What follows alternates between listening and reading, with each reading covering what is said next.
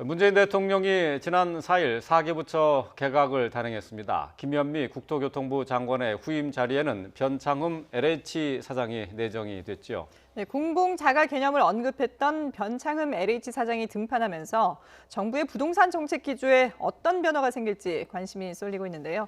정철진 경제평론가와 함께 살펴보겠습니다. 안녕하십니까? 네, 안녕하세요. 자, 지난주 있었던 개각에서 가장 하기를 끌었던 장관은 김현미 장관의 교체라고 할 수 있겠는데요. 근데 사실 국정 지지도에 대한 여론이 하락하면서 가장 큰 원인으로 이제 부동산 정책을 꼽고 있단 말이죠. 그래서 김현미 장관의 교체가 이 부동산 정책의 실패에 대한 책임 때문이 아니겠느냐 이렇게 예상을 했습니다만은. 네. 청와대에서는 그것과는 관계없다 이렇게 밝혔어요. 그렇습니다. 청와대가 공식적으로 김현미 장관 교체에 대해서 경질은 아니다 이제 이렇게 입장을 전했는데요. 네. 실은 김현미 장관 교체는 저도 예상을 틀렸습니다. 저는 네. 이제 원년 멤버였잖아요. 네. 끝까지 갈 것이다라고 이제 생각을 했었는데 예. 그 이유는 실은 두 가지 측면이 있습니다. 이제 첫 번째 측면은 실질적으로 이 대목에서 김현미 장관을 교체하게 된다면 문재인 정부의 부동산 정책에 문제가 있었다는 실패를 우회적으로 이제 자인하게 되는 거 아니겠습니까? 네. 그래서 저는 김현미 장관을 끝까지 갈 것이다라는 측면이 하나가 있었고요. 이제 두 번째 측면은 조금 기술적인 측면이기도 한데 교체를 해서 이제 후임자가 왔습니다. 후임자가 왔을 때 집값이 막 뚝뚝 떨어지고 잡힌 거예요.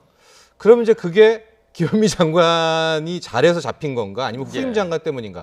반대로 집값이 더 오릅니다. 네. 더 불안해진다면 그것은 김현미 장관이 이때까지 해온 것이 잘못된 것인가 아니면 후임 장관이 이 단기간 잘못해가지고 잘못한 거에 대한 거기에 대한 문제가 또 있지 않습니까? 네네. 그래서 지금 상당히 오래 해왔고 저는 현재 정책적 기조라면 김현미 장관은 유임될 것이라 생각을 했는데 제가 틀렸고요. 네. 아마도 청와대 입장에서는 여러 가지 다각도로 고려한 것이 아닌가 이런 판단이라고 보고 있고 다시 한번 말씀드리지만 청와대 쪽에서는 경질은 아니다라는 입장을 굉장히 예. 강조했습니다. 네. 예. 근데 말씀하신 것처럼 이후에도 어떤 논란이 있을 수 있는 네. 그런 장관 교체가 이루어지게 됐는데 네. 그러면 그 김현미 장관의 뒤를 이어서 지금 내정이 후보가 돼 있는 변창흠 LH 사장 같은 경우는 어떤 기조를 가지고 있는 인물인 건가요? 그렇습니다. 변창흠 이제 후보자 현재 LH 사장이었다가 예. 이제 후보 역할을 하고 있고요. 큰 틀에서 보면 이제 도시 계획, 도시 재생, 그러니까 부동산 전문가다 이렇게 볼 수가 있을 것 같습니다. 가장 최근에 한 일들을 보면은 고 박원순 시장과 함께 SH 사장도 했었거든요. 그때 네. 당시에는 이제 서울 도시재생 사업이라고 아마 기억하실 겁니다. 이런 군대들 서울에서 이제 그것들을 함께 추진했던 이제 그런 경력이 있었고요. 시작은 서울연구원, 이 과거엔 서울시정개발연구소였는데 90년대 후반서부터도 이제 그런 쪽에 활동을 해왔고 참여정부 시절에는 또 국가균형개발위원회도 이제 참가를 하고 있는 이제 그런 경력을 갖고 있습니다. 큰 틀에서 보면 역시 이제 공공주택, 공공임대에 대해서 이제 강력한 신념을 이제 갖고 있는 그러니까 공급을 통해서 이걸 부동산이 가격이 떨어질 거다 이제 이런 쪽이 아니라 네. 현재 부동산이라든가 집값은 올리려는 투기 세력들이 있기 때문에 그것들을 원천 차단하고 실질적으로 다수의 국민이 이제 저가에 이런 어떤 주거를 누릴 수 있는 환경을 제공해야 된다라는 이제 그런 신념들을 계속해서 갖고 있었던 그런 인물로 파악되고 있습니다. 네. 예. 지금 조금 전에 화면을 통해서 봤습니다만 변창흠 후보자가 이제 청문회 준비 때문에 네. 출근을 하는 모습을 저희가 잠깐 보여드렸는데 출근을 하면서 기자들한테 그렇게 얘기를 했다고 해요. 이제 공급에 신경을 쓰겠다. 네. 정부 대책에 맞는 공급 정책을 가져가겠다라고 했습니다. 지금까지 보여줬던 변창흠 후보자의 논조나 정책 방향과는 조금 달라진 건가요? 네, 그래서 저도 이제 인터뷰를 이제 했다는 이제 기자들의 클립들, 뉴스들을 쭉 봐왔는데 네. 아마 전면적으로 그 본인의 신념 해왔던 정책을 바꾼다는 뜻은 아니었던 것 같습니다. 그러니까 이 주택 공급에도 신경을 쓰겠다라는 것이 예. 당연히 지금 이제 워낙 집값도 올라가고 전세난이 심하니까 공급이라는 것도 중요한 포인트일 것이다라는 이제 그런 원론적인 입장이었던 것 같고요. 네. 현재 공급에 있어서 가장 핫 이슈, 가장 붙어 있는 것들은 기존의 아파트들을 쉽게 말해서 재건축 해가지고 공급을 더 늘릴 것이냐, 예. 아니면은 뭐 3기 신도시라든가 기존에 있는 뭐 공공 매입 임대라든가 다세대 빌라 이런 식으로를 통해 가지고 혹은 6억 이상의 이제 상대적으로 고가죠. 이 공공 주택 전세를 할 것이냐라는 그런 쪽의 공급을 늘릴 것인가에 대한 부분에 있어서는 여전히 후자입니다. 그러니까 몇몇 인터뷰에서 보면 지금 시장에서 이제 얘기하는 아파트들을 다시 재건축을 풀어주는 그런 것들에 대해서는 뭐 전혀 입장을 고려하지 않고 있다라고 하기 때문에 네. 지금 이제 헤드라인들에서 막 상당히 많은 언론에서 나온 이제 공급에 힘쓰겠다라는 부분이 네. 마치 이제 뭐 재건축이나 이런 것들을 풀겠다라는 그것은 이제 배치된다. 그건 아니다 이거죠. 예. 그러면 네. 지금 이 문재인 정권에서 진행하고 있는 부동산 정책이 계속 갈 가능성이 충분히 있는 거예요. 그렇습니다. 예. 그러니까 큰 틀에서는 이제 전 김현미 장관과 궤를 같이 한다 이렇게 볼 수가 있겠고요. 그러면 공급을 늘리겠다는 건 무슨 공급을 늘리는 아마 거죠? 3기 신도시도 이 변창흠 후보자의 어떤 주도적인 게 있었고요. 네. 본인이 이제 해왔었던 도시재생 사업 같은 것들도 있고 주거복지 로드맵을 통해서 아마 공공임대 쪽에 굉장히 많이 포커스를 맞출 수 있지 않을까. 그래서 뭐 평소에도 공급 쪽에서는 아이디어가 많은 것으로 이제 평가가 되고 있거든요. 네. 그러니까 뭐 기존의 매입 임대 방식도 더 다양화하지 않겠느냐. 그리고 뭐 6억 이상의 집을 사서 또 매입하는 이제 뭐 그런 방식들에 대한 뭐 그런 공급안이 아닐까 이렇게 조심스럽게 추측해 봅니다. 예. 네. 그러면 큰 틀에서 바뀌는 것은 없다고 봐야 되겠네요. 그렇습니다. 도시 재생, 주거복지 네. 이런 쪽에 공공임대. 얘기한다면 공공임대 네. 그쪽으로 오면 계속 앞으로 주택 정책이 나갈 것이다 이렇게 예상을 해야 되겠네요. 네, 현재로서는 그렇게 볼 수밖에 없고요. 다시 한번 말씀드리지만 이 시점에서 변창흠 후보자가 뭐 갑자기 뭐 서울 수도권에서 재건축을 막 네. 허용을 한다든가 이런 식으로 가게 예, 되면 예. 문재인 정부 자체 부동산 정책이 뭐 깨지는 거 아니겠습니까? 예. 아마 그래서 그럴 가능성은 현재로서는 매우 낮아 보이지 않나 이렇게 봅니다. 사실 이 변 후보자가 그동안에도 온라인을 통해서 이 문재인 정부의 부동산 정책이 가장 낫다 네. 이렇게 또 얘기를 하기도 평가를 하기도 했었잖아요. 네, 그렇습니다. 그러니까 지속적으로 이제 공급이 부족한 것은 아니다라는 것이 변창흠 후보자의 이제 저변에 깔려 있습니다. 그런데 그럼 왜 집값은 오르느냐? 예. 뭐 투기적인 자본의 흐름 때문이다라는 이야기를 계속했고요. 예. 주택을 계속 공급하면은 뭐 수급에 따라서 원래 수요 공급에 따라서 공급이 늘면 가격이 떨어지는 게 경제학 원리지 않습니까? 예. 근데 주택 시장에서는 이것이 이제 통용되지 않는다라는 것들도 몇몇에서도 이제 피력한 바가 있고요. 특히 이제 그럼 투기 세력 중에서도 최근 신종은 뭐 온라인 커뮤니티라든가 카페라든가 뭐 유튜브라든지 특정 뭐, 또 예. 예, 그런 뭐 전문가 뭐 네. 그런 사람들에 의했다라는 것들이 나오고 있어서 아마도 이제 부동산 감독원이 가칭입니다만 그 출범이 되고 있는다면 이제 그런 쪽 본인이 생각하고 있었던 이 투기 세력에 대한 어떤 그런 규제 이런 것들도 한번 예상해 볼 수 있지 않나 이렇게 보고 있습니다. 예. 평소에 이제 변창흠 후보자의 얘기는 그 주택 공급을 늘리는 것이 주택 시장 안정에는 뭐 도움이 되지 않는다라고 했거든요. 네. 하지만은 지금 뭐 얘기가 나오는 것이 공공 자가 주택의 공급을 늘릴 것이다라는 그런 전망이 나오고 있어요. 근데 이 개념이 좀 생소해서 좀 설명이 좀 그렇습니다. 필요할 네. 것 같습니다. 아마 이제 신문에도 몇몇 언론에도 또 방송에도 나오고 네. 있지만 네. 공공 자가주택이라는 개념입니다. 그러니까 늘리기는 늘리는데 공공 자가주택의 형태로 대량 공급한다라는 이제 그런 공급을 이야기한 것이거든요. 네.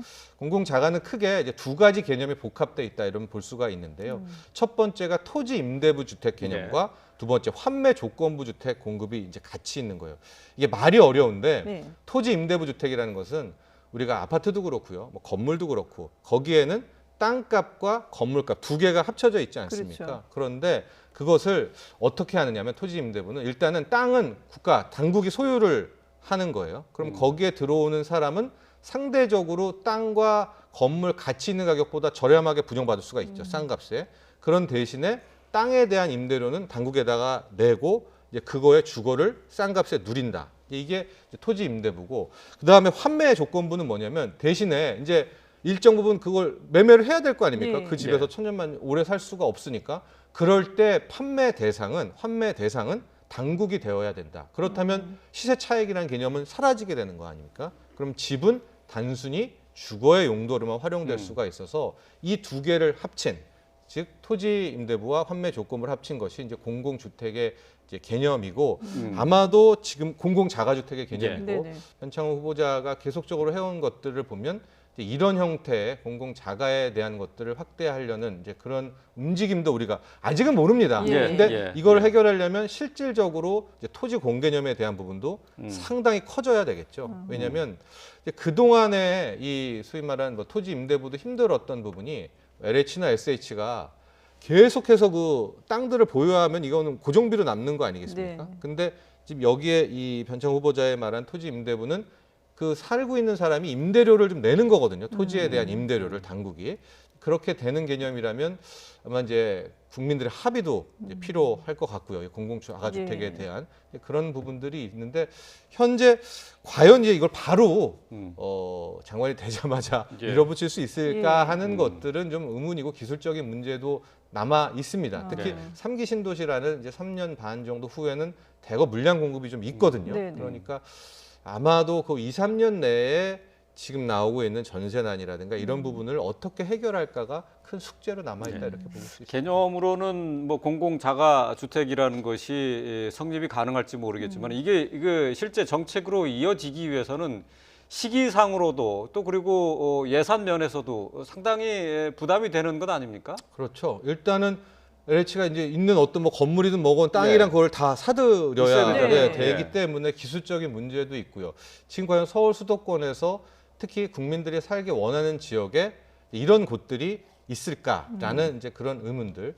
또 이제 고가 6억 이상의 공공 전세 주택 같은 경우에도 그것이 좋다면 그것을 갖고 있는 소유자가 과연 LH한테 이거를 팔 것인가? 왜냐하면 시세 차익 가능성이 있는데 그걸 굳이 LH한테 넘기지는 않을 거 아니겠습니까? 예. 그러면 살기 좋은 집보다는 오히려 더 여류에 있는 집을 선택할 수밖에 없느냐는 이제 시장 논리에 대한 이제 반론도 함께 나오고 있습니다. 그러게요. 시장에서 과연 이걸 어떻게 이제 받아들일지가 관심인데 일단 그 뭐 매매도 그렇지만 뭐 계약갱신 청구권이라든지 전월세 상한제 그러니까 이게 전세 네. 그와 관련해서도 그렇죠. 여러 가지 또 의견들이 나오고 있거든요. 이 지금, 부분은 네. 어느 정도 현실성이 있을까요? 그러니까 변창 후보자에게 가장 큰 숙제는 전세난이죠. 예. 지금 워낙 크고 전세난이 극에 달아 있는 상황에서 김현미 장관과 바통 터치를 했기 때문에 첫 번째 넘어야 될 산이 아마 전세난 이 문제가 아닐까 보고 있습니다. 예. 특히 공급은 뭐 현재 전세난들이 집중되고 있는 것이 아파트 부분들 아니겠습니까? 네. 특히 중산층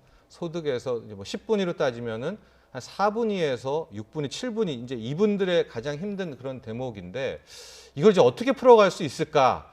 아직은 뭐 모르겠지만 이제 그 동안에 이제 규제라는 것들로 접근한다면 변창 후보자가 뭐 규제라고 접근할지 안 할지 모릅니다만 예. 이제 첫 번째로 언급이 됐던 것이 3+3. 네. 그러니까 본인도 이제 임대차 계약이 3+3, 6년을 이야기한 바가 있거든요. 이제 6년이라는 시점이 우리나라의 초등학교 기간 아니겠습니까? 네. 그러니까 초등학생이 6년을 살 수 있어야 된다라는 이제 아. 그런 부분들이 함께 있는 이제 그런 얘기가 나오고 있고요. 예. 또 한 가지가 이제 전세난을 규제로 잡는다라고 하면 이것은 이제 변창호 후보자가 이야기한 것은 아니지만 신계약과 구계약, 구계약과 신계약 사이에도 소위 말하는 상한선을 두는 거죠. 예, 이게 무슨 얘기냐면 지금 이제 계약갱신 청구권을 한 번 쓴 분들이 계시잖아요. 네. 이제 그분들이 빠르면 이제 2년 내에 이제 끝나게 되는 거 그러니까 모두 아니겠습니까? 4년을 살 수 있는 거죠. 계약갱신 청구권을 예, 쓰면. 4년이지만 한 번 쓴 분들은 예, 예, 7월 31일에 네네. 이제 2년을 살고 나와야 되는데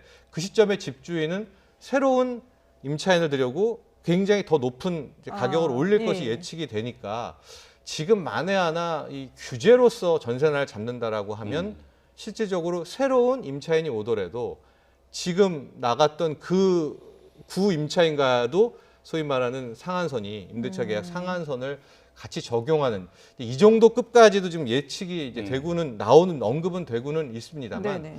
과연 이 부분도 변창호 후보자가 곧 있으면 청문회도 이렇게 나오지만 이 3+3 총 네. 6년에 대한 부분에 대한 입장을 어떻게 밝힐지 또 구계약과 신계약 사이에 있어서도 상한선을 두는 이제 이 부분에 대해서도 입장이고 전하게 될 것으로 그렇게 보이고 있고 아마도 더 자세한 전세난의 본인만의 해법은 뭐 청문회에서 보면 더 뚜렷한 청사진을 볼 수 있을 것 같습니다. 예. 예. 뭐 지금 아직 뭐 정책을 내놓은 것은 없기 없습니다. 때문에 네. 예, 단순히 저희가 이제 과거에. 네. 그동안 가지고 있었던 정책적인 그 시각을 가지고 지금 추정을 해보는 건데 말이죠. 네.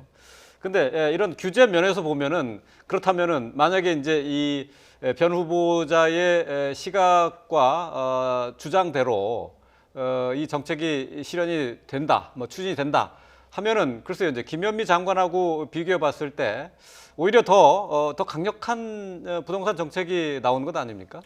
그렇죠. 그러니까 큰 틀에서 보면 김현미 장관은 이제 부동산의 전문가는 전문성은 없었던 예. 분이었었고요. 실제로 변창흠 후보자는 뭐 도시재생 쪽이라든가 뭐 주택 쪽에서 오래 있었던 이제 그런 분이었었기 때문에 네. 아마도 그 정책을 이어간다라고 하면 이제 그런 방안들, 이 공급 부족이 아니라 투기로 인해서 예. 집값이 올랐기 때문에 투기 부분을 잡아야 된다라는 이런 쪽의 방점은 훨씬 더 세게 찍을 수 있겠다. 이런 추론은 가능할 것 예. 같습니다. 그러니까 변 후보자의 평소 소신이 그 주택 가격 상승에 대한 차익은 정부에 다시 환수돼야 된다 하는 게 기본적인 입장인 거죠.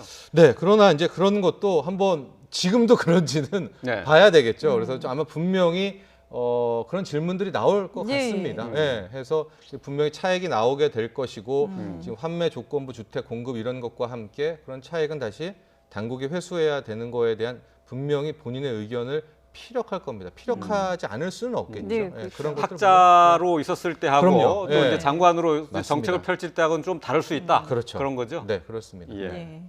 자, 인사청문회에서 과연 어떤 이제 기조를 내놓을지 지켜봐야 되겠습니다. 지금까지 정철진 경제평론가와 함께했습니다. 잘 들었습니다.